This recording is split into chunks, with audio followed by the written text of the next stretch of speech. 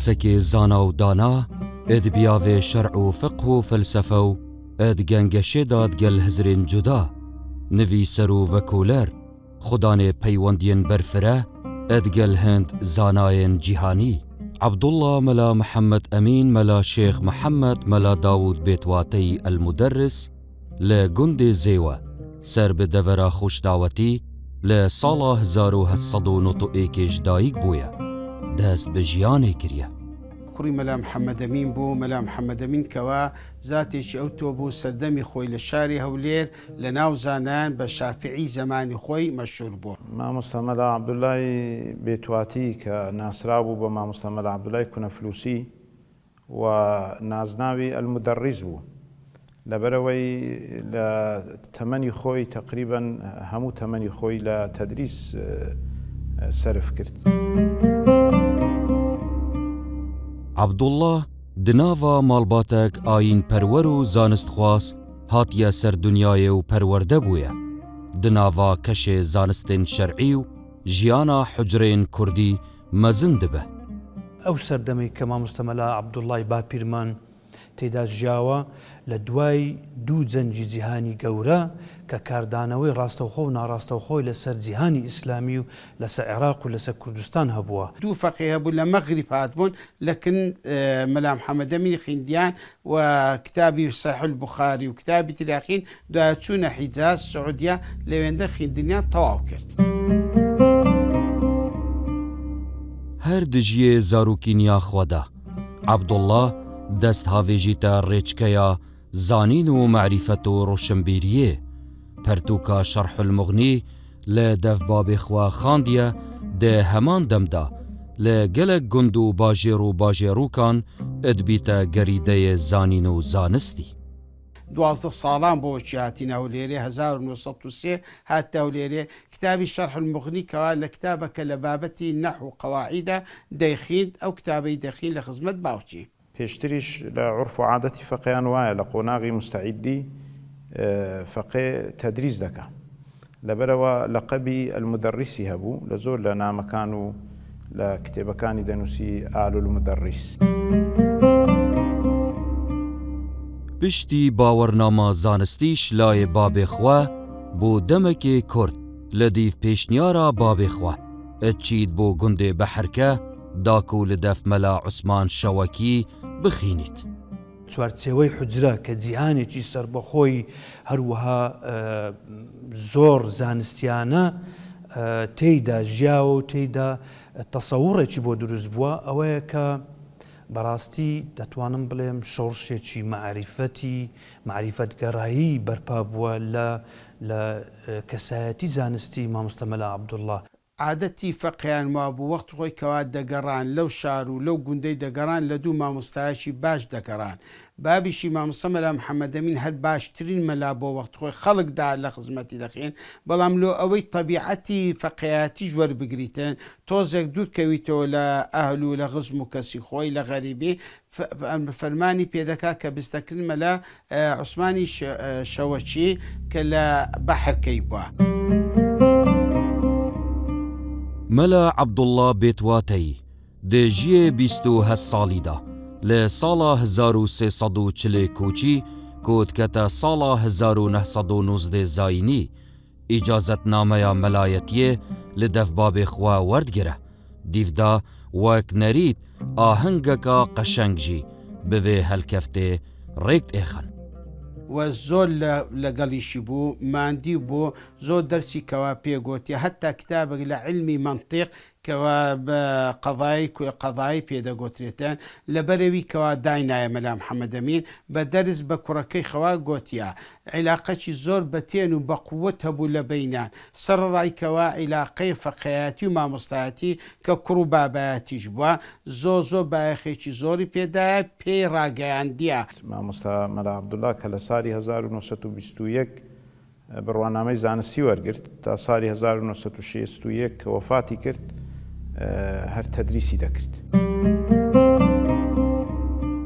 مەلا عەبدوڵڵا شیانەکە زۆر هەبوویە لە نویسین و دەربڕین و فەتوا و بیاوێ بیر و باوەڕ و ڕاڤەیە قورئانا پیرۆز هەروەسا گەنگەشên زانستی و فەلسەفی و ئاین ناسی. بیر و بۆچوونەکانی وەڵامدانەوەی لەلایەک ڕۆژهەڵات ناساکانە لەلایەکی ترش هەوڵێکە بۆ ئەوەی کە مەذهبەکانی ئیسلامی لە یەکتر نزیک بکاتەوە، بۆ نمونە مەذهبی شافعی و حەنەفی، لەبەر ئەوە پەیوەندی زۆر بەهێز بووە لەگەر چەندین زانایان. دەیدا مامۆستایانی تر ئەوانیش کەوا با ڕێی خۆیان تێدا دەرببڕن، واتە ئەو پێخۆش بوو ڕەئیەکی کۆمەڵی بیتن، فتوای کۆمەڵ بیتن، نەک فتوای تاچی، چونکی ئێستاش لە عالەمی ئیسلامی ئەو ڕەئیە باوە فتوای کۆمەڵ بەفۆچی ئەو هەموو جەماعانەی عالەمی فقی هەیە. کەسێکی لێزان بوو، کەسێکی دووربین بوو. دەما کەسێک هات با دەف مەلا عەبدوڵڵای بۆ ئێکلاکردنا پرسەکە فقهی داوێ پرسێ لە دەفخوا bi ciwanî nivîsît û dîvda çareseriyê jî nivîsît û hevpêç bi argûmentên şerعî.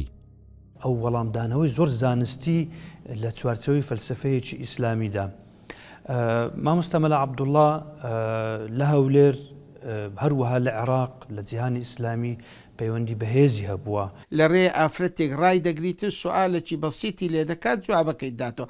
ئەگەر نا ئەوەی کە داوای فتوای لێ بکرد با دێگو وەرە حوجرەی لە مزگەوتێدا دەنیشت فتوایەکەی لێ وەردەگرت، دەینووسیەوە عیبارەتەکە لۆی دەخیندەوە نەوەک زیاد و کەمبی کە دەینووسیەوە ئەوزە لە کتابەکان دەیهینا دەرێ ئەوزە ڕەئی خۆی کەوا دەدا بە گوێرەی کتابەکان ئەوزە دێگۆ خەتمیشی لێدا دێگۆ ببەکن فلانە مامۆستا بزانە ڕەئی چۆنە.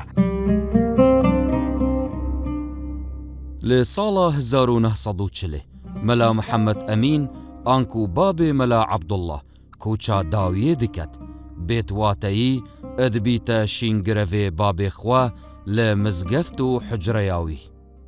و مامۆستا مەلا عەبدوڵڵا کەسێکی زانا و دانا بوو و طبعاً ئاستی زانستی زۆر بەرز بوو. مامۆستایەکی ئاینی ناسرا بوو لەسەر ئاستی شاری هەولێر و هەرێمی کوردستانیش.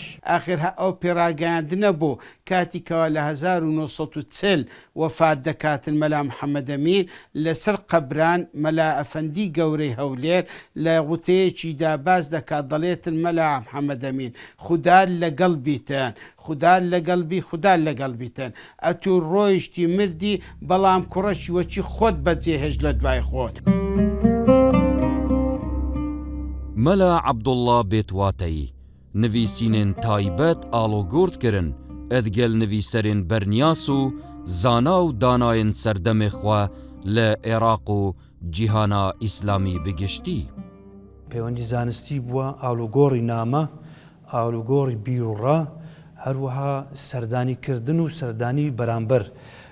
هەر کاتێک کتێبەکانی هەر کتێبێکی بۆ چاپکردن لەسەر ئەرچی خۆی هەڵدەستا بۆ گەشتکردن بۆ بەغدا، لە چاپخانەکانی متەنەبی چاپی دەکرد. ئەوەش لە خەمخۆری و لە جورئەتەوەیە تەبعاً جورئەتی ئەوەی هەبووەکەوە لەگە زانای گەورە گەورە وەکو شێخ مستەفا المەراغی شەیخی ئەزهار کە مراسلەی لەگەڵ کردیەوە و هەندێ هەڵەی هەبووە مەسەن لە فتوا و لە کتابەکانی لۆی ڕاست کردیتەوە لۆی ناردیە.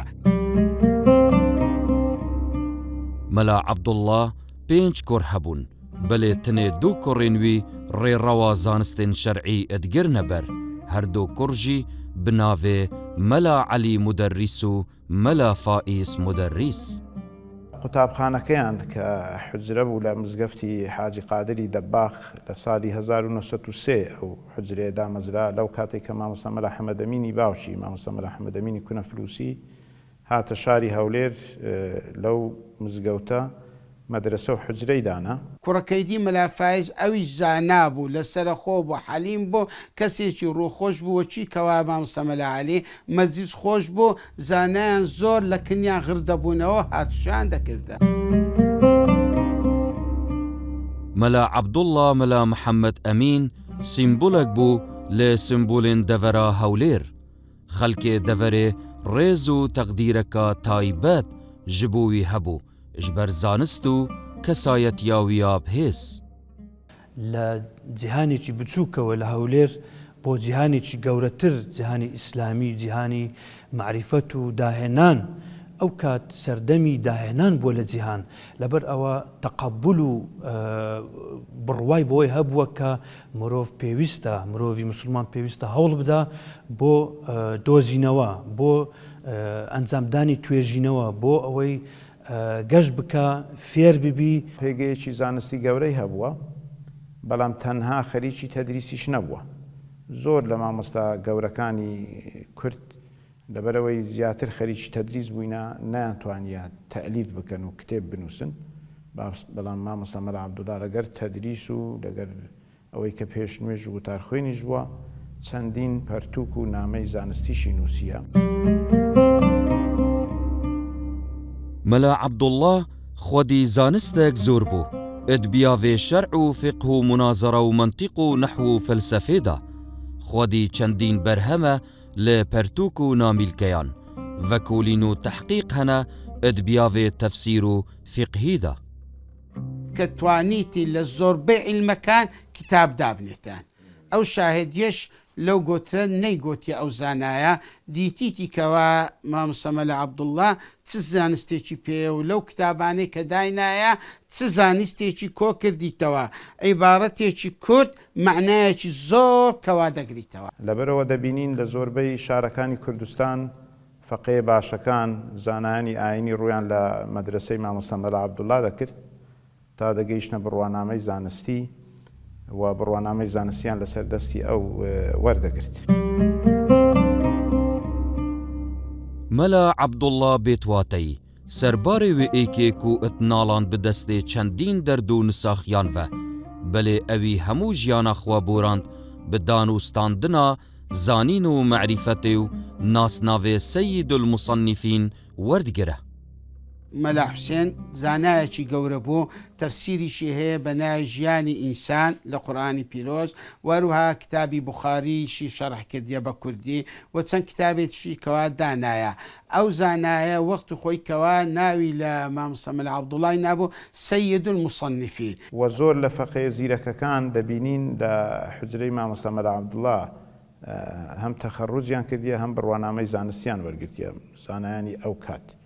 مامۆستا مەلا عەبدوڵڵا لە مقدیمەی کتێبی خۆی نادی الئیسلام فی علمی الکەلام باسی ئەوە دەکا کە 125 زانای ئاینی بڕوانامەی زانستیان لە قوتابخانەی وان وەرگرتیە.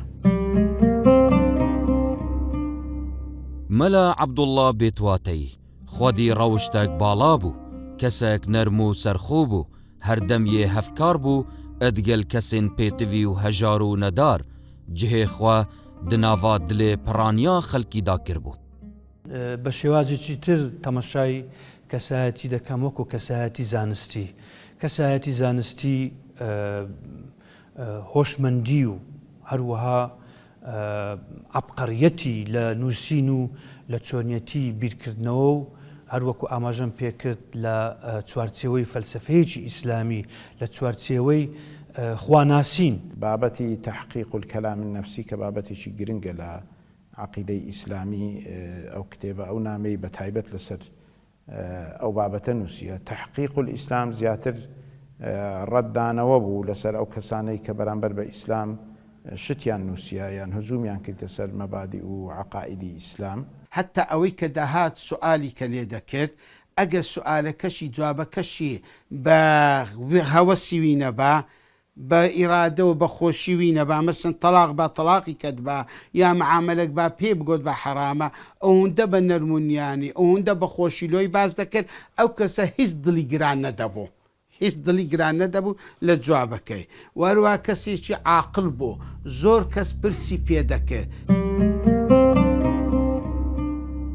مەلا عەبدوڵڵا بێتواتەی کەسێک میان ڕەو بوو، ئەدبیر و بووچوونێن خوادا، بەلێت هەمان دەمدا دژی مژارێن خۆرافی و زێدەڕەوی و تند و تیژیێ بوو، هەردەم دژی داگیرکردن و زۆرداریێ بوو.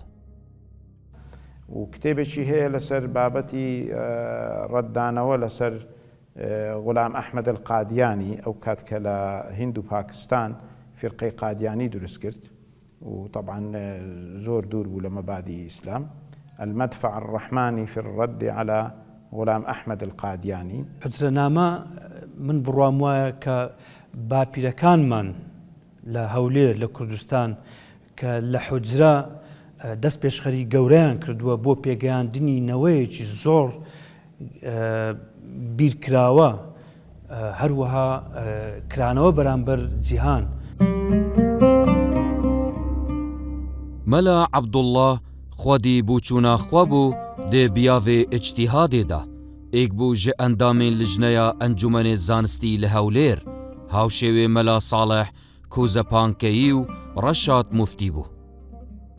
دەربارەی تەلاق سەکران ئەو نووسینی هەبووە دەربارەی تەلاق الثەلاث و مامۆستا مەلا عەبدوڵڵا دیارە ئاستی زانستی خۆی طبعاً ئەوەندە بەهێز بووە یعنی وەسیقە و متمانەشی بەخۆی بووە و جورئەتی ئەوەشی کردیە کە ئەو کتێبە وەکو ڕەدێک لەسەر ئەو زانا گەورەی میسریە بنووسی و لە بۆشی بنێریتن. لەبەر ئەوە ژنگەیەکی دروست و زۆر لەبارە بۆ دروستبوونی کەسایەتی ڕاستگۆ، کەسایەتی ئینتیما، خاک دۆست، هەروەها نەتەوە دۆست و مامۆستا مەلا عەبدوڵڵا وەکو پەروەردەی ئاینی لە بنەڕەتدا پەروەردەکردنی کەسایەتی خۆشەویستی وڵاتە. مەلا عەبدوڵڵا بێتواتەیی نامەیەکێ بۆ ئەزهەر فڕێت کرد سەبارەت ڕاستڤەکردنا فتوایەکەوان ئەزهەر دبەرسڤدا ئەدبێژە پێشنیاراتە هاتە وەرگرتن و دێ جهێ خودا بوو. طبعاً مامۆستا مەلا عەبدوڵڵا عەلاقە و پەیوەندیەکی پتە و بەهێزی هەبووە لەگەر زانایانی سەردەمی خۆی هەم وەکو زانایانی ناو شاری هەولێر لەگەر مامۆستا مەلا ئەفەندی هەولێری، مامۆستا شێخ مستەفای نەقشبەندی، مامۆستا مەلا ساڵحی کۆزەپانچی. ئەزهەر ڕێیەکی هەڵدەبژێریتن کەوە زۆر پەسند نییە بەڕاستی ئەو لەگەڵ مەسەلەی تەلاقی سەرخۆش ئەوەی کە سەرخۆشە تەلاق دەخواتن ئەویش ڕەئی مەزهەبەکان لۆ دەنێریتن لە بۆ ئەزهەر شێخی ئەزهەر جوابی دەداتەوە دەڵێ ڕێیەکە جوان و پەسندە بەڵام ئەمە وا ئێستا ئەوها فتوامان پێدایە بەڵام لە دانیشتنی خۆمان لە داهاتوو موچینە ڕەئی خۆمان کەوە دەگۆڕین. پەیوەندیên مەلا عەبدوڵڵا بێتواتەیی ئەدگەل زانایên جیهانی مینا مستەفا ئەلمەراغی، عومەر ئەلوەجدی، جەواد ئەلخاڵسی، جەلال الحەنەفی، ئەمجەد زەهاوی، محەممەد تاهیر کوردی لە سعودیە و چەندین زانایان دیتر.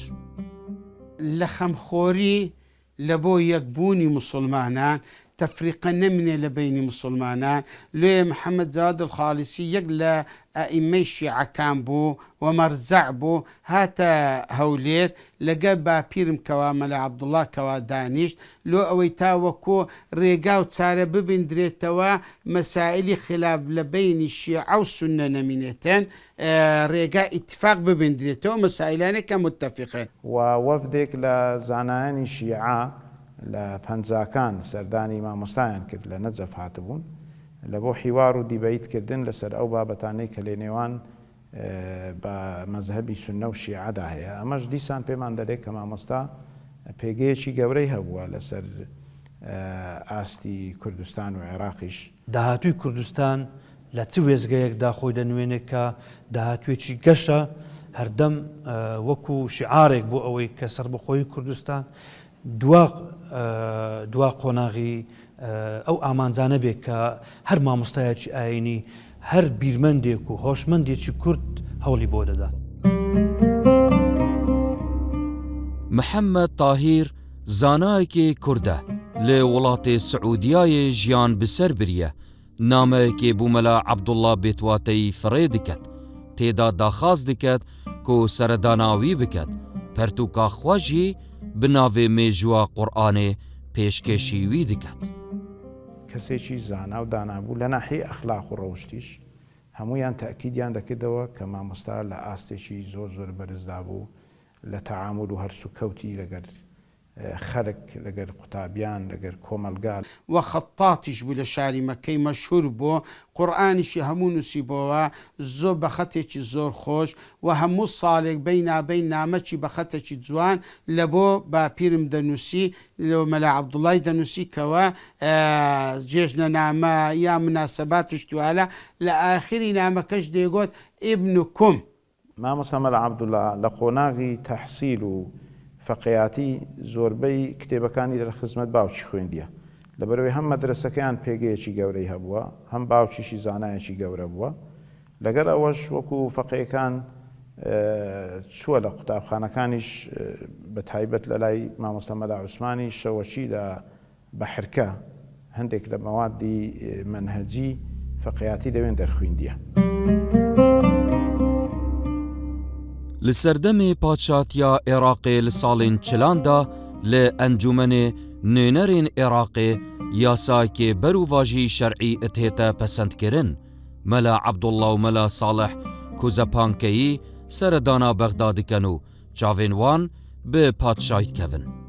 زۆر ڕێز و احتیرامی مامۆستایان دەگرت و حتا کە بە دەردەکەوت لەبەر مامۆستا هەردەستان و ناویان لێ نابوو مەلای گەورە یعنی چۆن مەلای جەنابی مەلای گەورەی کۆی هەبوو لێرەش مامۆستا لەبەرەوەی بەردەوام مەرجەعێک بوو لە بۆ فتووا لە بۆ حەلی مەشاکیلەکانیش کەسێکی کۆمەلایەتی گەورە بوو مامۆستا چووکی لەبەر ئەوەی کەوا کورد بوو کورد زبان بۆ کوردیشی زۆر خۆش دەویست خەمخۆری میلەتەکەی بۆ لە ڕوانگەی لە ڕێگای شەرعەوە جەنابی مەرحوم مەلا مستەفا هاتە هەولێری ساڵی پێش شێستەکە بۆیان شێستەکان شتێکی وا بووە جەماعەتێک لێرە کە دەچن لەو بۆ بەخێرهاتنی یەک لەوان مامۆستا مەلا عەبدوڵڵا بوو لەگەڵ ئەو جەماعەتەی چوو بە لیقای لۆلیقای مەرحوم مەلا مستەفای بارزانی و پێش ئەوە بەخێرهاتنی کرد.